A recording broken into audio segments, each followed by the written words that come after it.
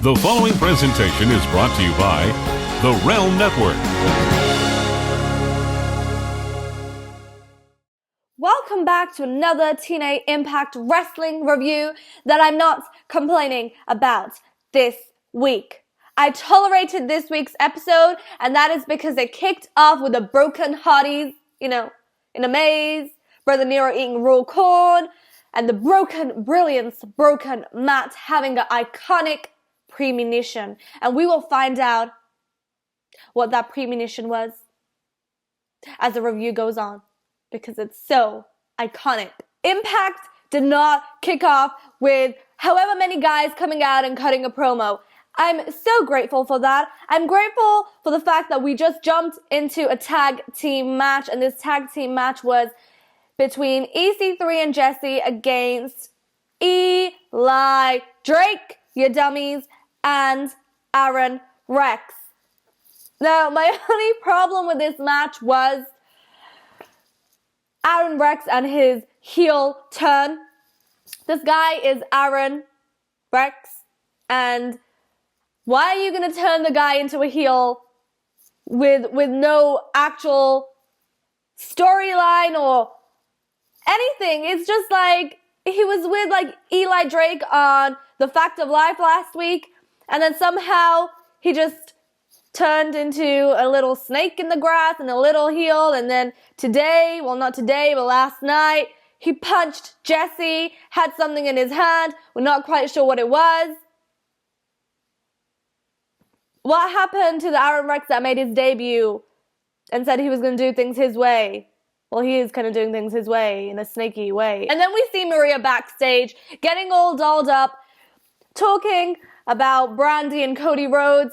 And then we see Brandi, and then we have a little 2-second chase scene. It felt like an indie show being shown on TV. That's what it felt like.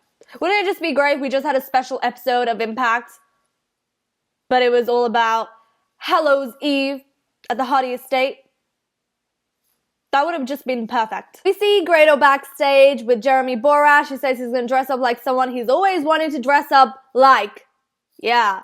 Then, to my favorite part of Impact, we go to the Hardy Estate for Hallows Eve, and the Hardys are treating or deleting children.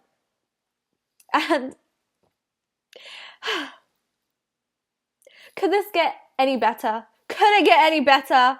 We have broken Matt Hardy treating the children at Hallows Eve with green beans. Genius. Absolutely genius. We see Spud cutting a promo backstage. Two-time X Division champion, okay guys? He's a two-time X Division champion and a future World Heavyweight Champion. And he's from Birmingham, England. Grado finally comes out, and what a huge pop for Grado. You guys are just so confusing at the Impact Zone. You guys are really confusing. Like a year or two ago, it was such a mixed crowd. You'd hear cheers and boos. Right now, everyone is showing him love. He is a very popular star in Scotland. And he comes out, and I thought we were going to get introduced to a newbie or somebody iconic, but he calls out Robbie E. Robbie E is a future Hall of Famer, an icon, a legend in the business. Grado goes backstage, splashes some fake talent on himself, and comes out as Robbie E or Jessie. I don't know who he was coming out as, but he wanted to be a bro man. I didn't want to see what I saw. I did not want to see what I saw. I did not want to see your beer belly, Grado. I did not want to see that. I can't take that image out of my brain. I'm traumatized. I'm traumatized from what I saw. I do not want to see that again. I don't want to see that again. I'm traumatized. I need to see a therapist. I really do. I'm traumatized. But as Robbie E and Grado, who is a bro man now, they get in the ring, lights go off, I believe, or something. DCC come out, the three masked men attack Robbie E and Grado. And yeah, whatever that was. Okay, I'm excited to see you next week, DCC. The whole Allie and Billy Corgan talk was really pointless. It was so pointless. Like, we know she can wrestle. Can we just shake the girl and bring Cherry Bomb out of her? Because I'm just honestly getting a bit tired and bored. And this is the thing. If you're going to continuously dwell on poor Allie, the fans are going to get bored and tired of it at some point. So can you just give us Cherry Bomb, please? Thank you. Well, I should say thank you when they give us her, but just saying it in advance. Then we see a 6-man tag team match. Now, DJZ has his team, which is, of course, himself, Mandrews, and Braxton.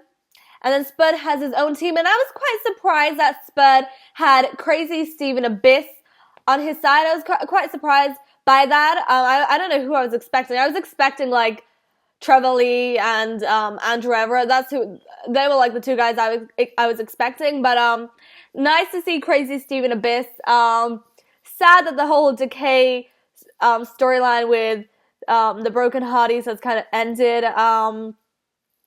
Kind of mad about that. Like, what's really left for the Decay now? I don't really know. But, yeah. And DJZ pinned Spud in this match. I guess we'll have a Spud and DJZ feud right now. I still want to see more from Mandrews and Marche Rocket. I want to see more from Braxton. And I want to see more from Andrew Everett. We see Eddie Edwards and Lashley and their contract signing segment. Okay. I don't really have much to say about that. It's like every other contract signing. Nothing new. You know, wow, Eddie Edwards threw the B word and Lashley got mad. That's all I have to say about that. Then we go back to the Hardy house. And there's a hurricane knocking on the door. Laurel versus Allie. Okay, this was your opportunity to let Allie fight. You let that go. Why? Why?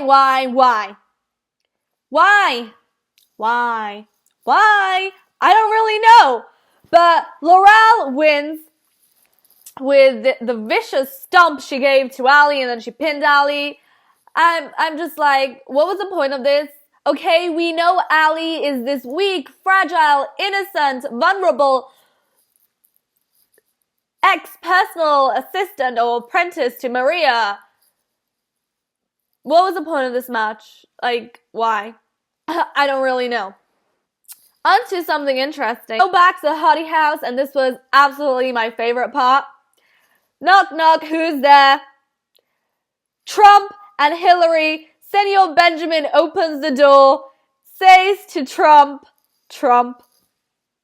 I will build a wall and I will bury you underneath it, and then with a taser. Incredible. And then we have Brother Nero and the whole delete. The whole Hillary's emails. Incredible. And then we have Vanguard, one behind Hillary, dressed as a ghost.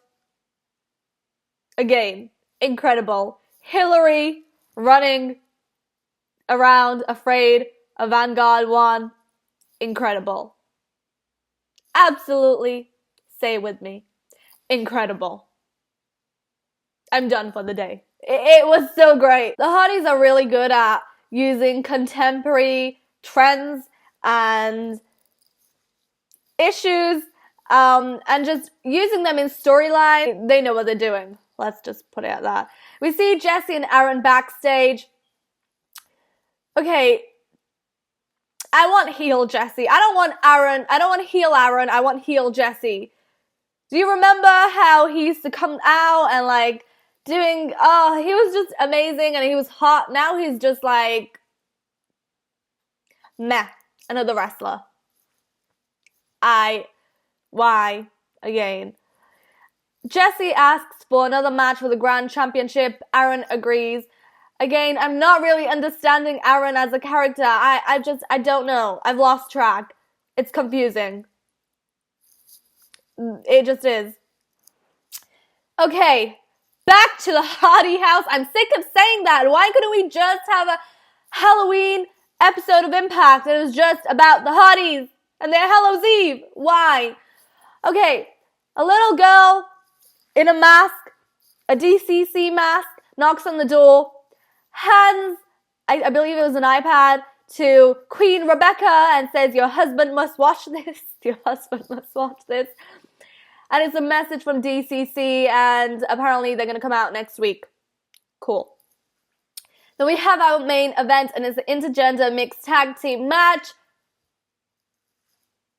The Miracle, Maria and Mike together against Brandi and Cody Rhodes. I like this. As far as the wrestling goes, no, but I liked how we had like a mixed tag team match as a main event. But I just wish it was showcased better. And, you know, the wrestling should have been a bit up there, but it kind of wasn't. And I don't know, like, let the girls fight. I know Brandi is fairly new to wrestling. She has been training. But she doesn't have the aggression in her. And I get it. It's totally understandable. It was just very slow pace. Not enough aggression from Brandi. I like the touch that they did at the end, both Cody and Brandi with their submission moves, and, you know, Maria and Mike facing each other and tapping together. I like that, but when Brandi was doing her submission, it was very slow. It took her a while to get through, and I get it. I totally understand. I enjoyed it, just not the wrestling. I like the whole concept of Maria and Mike against Brandi and Cody. I like the concept of it, not so much the wrestling at all. But, of course, Brandi and Cody win. As they leave, they go backstage. Bobby Lashley attacks Cody. And that camera shot right at the end from Cody's point of view, you just confuse me with these camera shots. Like, you want to make wrestling seem as realistic as you can make it seem. So when you put camera shots like a point of view shot, like that, it's just pointless. It really is. You could have done it in a much better way. I'm sorry if I'm nitpicking about just stupid camera shots, but I'm just saying, if you're on TV, you need to know if you want to give an authentic, realistic vibe, or if you want to give a very cinematic vibe. Like, what way do you want to go? Like, you know, I kind of get a lot of Lucha Underground vibes from TNA, but it's like, you either going to be on that path or you're just not. I think we all would have preferred to see a 2-hour Broken Hardy Hallows Eve special show. We would all prefer that. Those were my thoughts. Let me know your thoughts. You can tweet me at Nonstop Shariya. Like this video, give it a share, and I'll see you next week.